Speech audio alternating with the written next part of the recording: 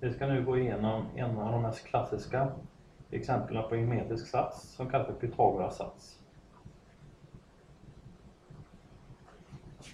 Och om vi tittar på följande sida så är frågan om det finns något samband mellan sidorna A, B och C i den här rätvinkliga triangeln. Det finns en rät vinkel i den då.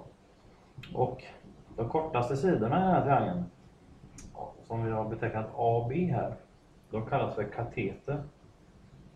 Och den sidan C som står mot den här räta vinkeln här, så är den längsta sidan, kallas för C, den kallas för en hypotenusa. Så hypotenusan står alltid mot 90-gradsvinkeln.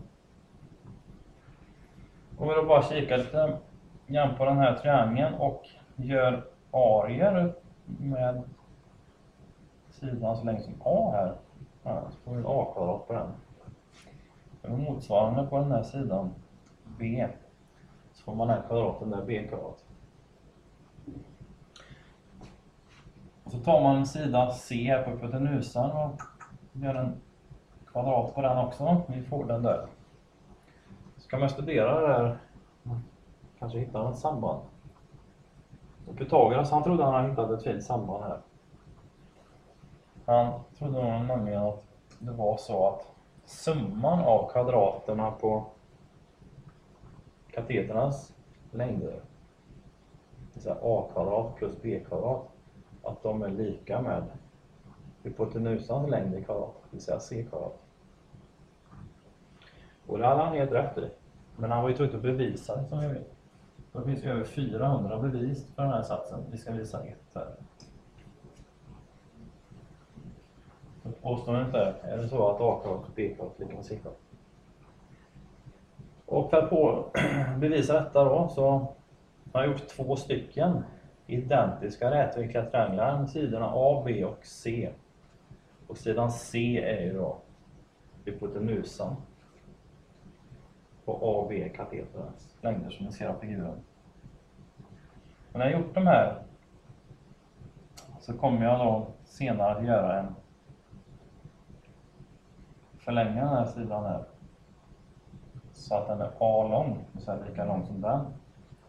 Eftersom den sidan är B där kommer jag göra en kvadrat här med sidan B också.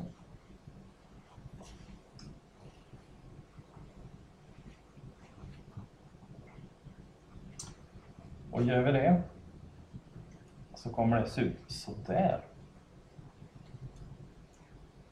Och så här, den totala arean här är ju A-kvadrat plus B-kvadrat. A-kvadrat är ju den här. Och B-kvadrat är ju den här ytan.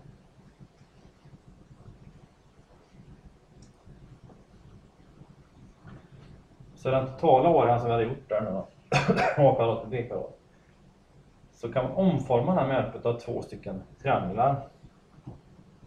Jag kan med hjälp av stödlinjer, men då kan jag bara ta och flytta den här triangeln här. Kom ihåg nu att den här sidan hade ju värdet C. Då kan jag ta och flytta den hit. Och den här triangeln här har ju också sidan C här va. För den står ju mot 90 graders vinkeln där. Och då passar den alldeles utmärkt in i där så. Så då har vi gjort det en till kvadrat. Fast då var ju längderna på den här kvadraten är ju C är ju den sidan där. Och den sidan där som också är hypotenusan, den här rätvinkliga triangeln, är också C. Så arean för den där, som vi sa att den var A-kvadrat och B-kvadrat, den är ju även då nu då lika med C på yta 2. Eftersom den nya ytans sida är lika långt som triangelns hypotenusa. Och nu har vi visat att A-kvadrat plus B-kvadrat, ja det är verkligen lika med C-kvadrat.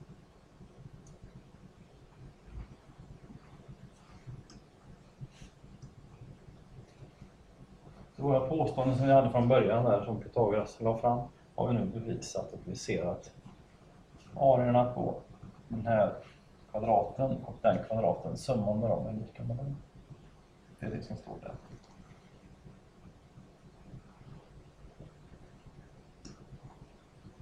Vi har ju tidigare filmer tittat på ekvivalens och implikation. Och om vi ska överföra detta till Pythagoras sats också, så har vi nu då bevisat att om det är så att triangeln ABC är rätvinklig, ja, då måste det vara så att a² plus b² är lika med c². Det var det vi bevisade, så då råder en implikation åt det hållet. Nu visar det sig att omvändningen också gäller.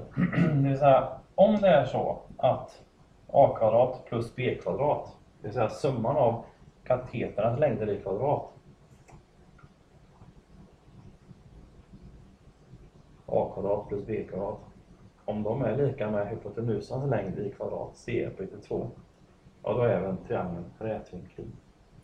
Så gäller implikation åt det hållet också, och om det råder implikation på båda hållen, då kallar vi det för ekvivalens. Och då skriver vi så. Att a² plus b² är lika med c² är ekvivalent med att triangeln är rätvinklig. I nästkommande film kommer vi gå igenom några exempel där vi använder det här.